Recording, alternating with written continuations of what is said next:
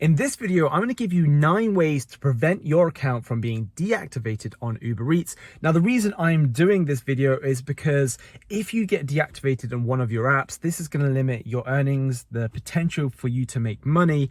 And for me, I really enjoy this work. So maybe even being deactivated on one of the apps stops me from doing this work completely. If you want to learn about making money in the gig economy, or maybe you just like watching my delivery videos, then don't forget to subscribe to the channel. I really appreciate your support. So the first way to prevent your account from being deactivated is to avoid being rude or being argumentative with the restaurant staff. So this might be quite obvious to some of you that you shouldn't be rude or argumentative to the restaurant staff, but I see it happening quite a lot. And I understand that restaurant staff can sometimes be incompetent and be rude themselves, and they can frustrate you. But you really need to maintain your cool, because what can happen is if you are rude to the staff or if you verbally attack them, then the manager of that restaurant can report you to Uber Eats, and then Uber Eats can actually deactivate your account because of this. So if you find yourself in a situation where you feel like saying something to the restaurant staff, just ask yourself the question, is what I'm doing right now, this outburst that's going to come out of me, is it worth getting my account deactivated?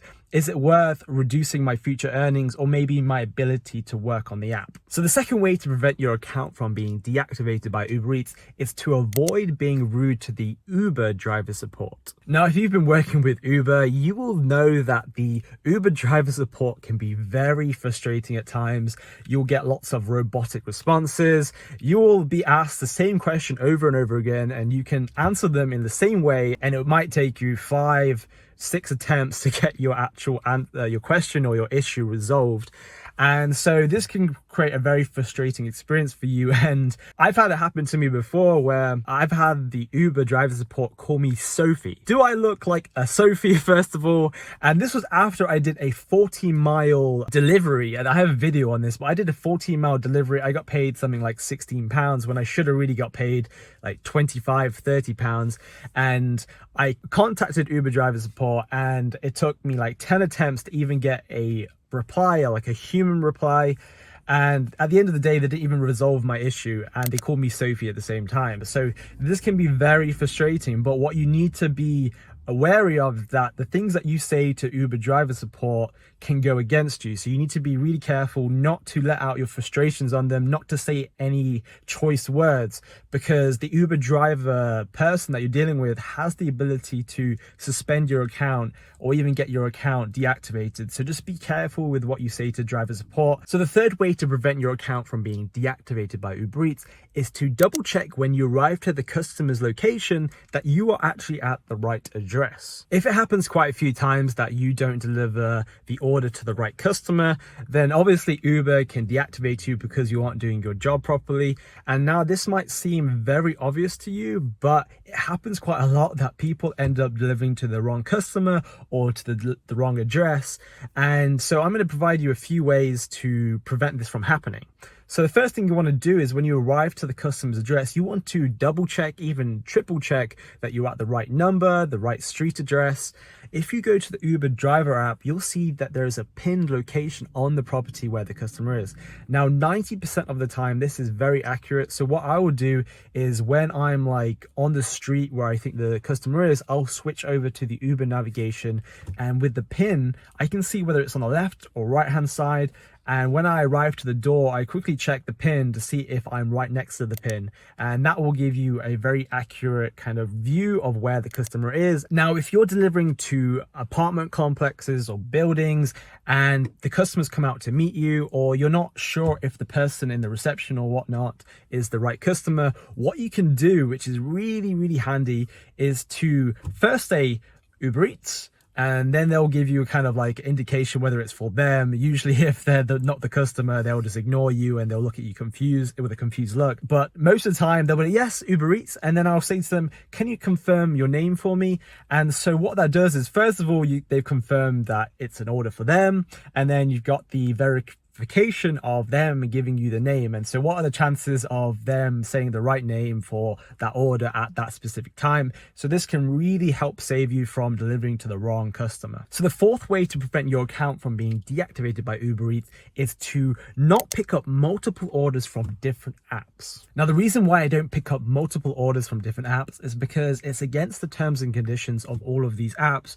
And the reason being is that a lot of the times, if you are doing this, if you're picking up from, let's say, Deliveroo and Uber, and then dropping them off to customers who may be close together, they may be further apart, their order is likely to be late and arrive cold. So it's pretty obvious why the apps don't want you to do this. They don't want to get customer complaints, they don't want to have to give out refunds, and they don't want to grow a reputation for delivering cold food that is late. So a lot of the apps are now cracking down on this. Some of the apps are even tracking your GPS, so if they see you going to a different location other than the pickup location, or a different location to the customer's location, the GPS will be able to pick this up.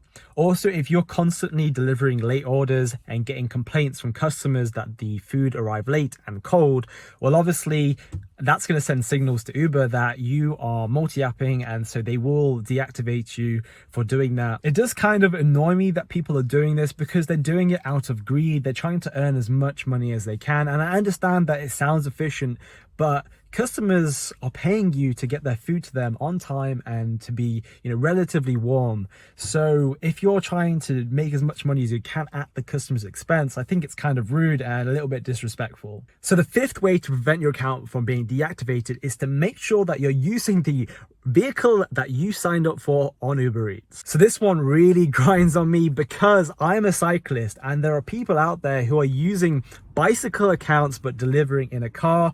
I once delivered to this customer who was so surprised that I was actually delivering on a bike on a bicycle account, because every time that she's ordered and it said bicycle account on her order, they've always come to her in a car. So the reason they are doing this is because they don't have to pay food delivery insurance, but this can backfire hugely because the police are now starting to stop a lot of drivers to check their insurance, check all their documents. And if you don't have the food delivery insurance, I'm pretty sure they can seize your car, give you a fine, and put points on your license. Another reason they do this is that cyclists get a maximum drop off, I think, of 2.5 miles. So you can imagine in a car, that is very fast to deliver these orders, so they end up making more orders per hour and they make more money. So what this essentially is doing is taking orders away from cyclists who would do these drop-offs, and I think it really frustrates me, it really annoys me, because I'm out here in the winter, I've invested all of my money into like equipment to make sure I'm warm, I'm out there in the cold and hustling, and you have these car drivers who are taking these orders away from you because they're greedy. Customers can actually report these drivers for using the wrong vehicle account, and so then Uber can get them deactivated for doing that. So if you do place Uber Eats orders and the driver doesn't come in a bike, he comes in a car, then make sure to report them, because they really are cheating the system, they're cheating the cyclists, and it's very unfair. The sixth way to prevent being deactivated by Uber is to avoid cancelling orders after picking them up. Now, for whatever reason, you may need to cancel an order after picking it up. Maybe you have a vehicle problem or something happens where you aren't able to deliver to the customer. Now, this is okay if it happens every now and again, but if you are doing it multiple times, and some people might be doing this to get food, well, Uber will deactivate you pretty quickly. It's perfectly fine to cancel orders before picking them up, but as soon as you pick them up, you have that responsibility to deliver that to the customer. Really try and avoid canceling any orders that you pick up. The seventh way to prevent being deactivated is to not use multiple Uber accounts. What some people do is they have multiple Uber accounts. Maybe they're registered to their friends or their family, or they're renting it, and what they do is they use multiple phones to take multiple orders. Using multiple accounts can get you into a lot of trouble with Uber. They can end up deactivating all of your accounts that you're using, and they have a software or system that eventually will be able to pick this up. So if you feel like you're getting away with it, well, you're probably not going to get away for it for very long. Another way to prevent your account from being deactivated is to use proper equipment. So I don't know if you see this, but I see plenty of people delivering in the wrong equipment. They're using like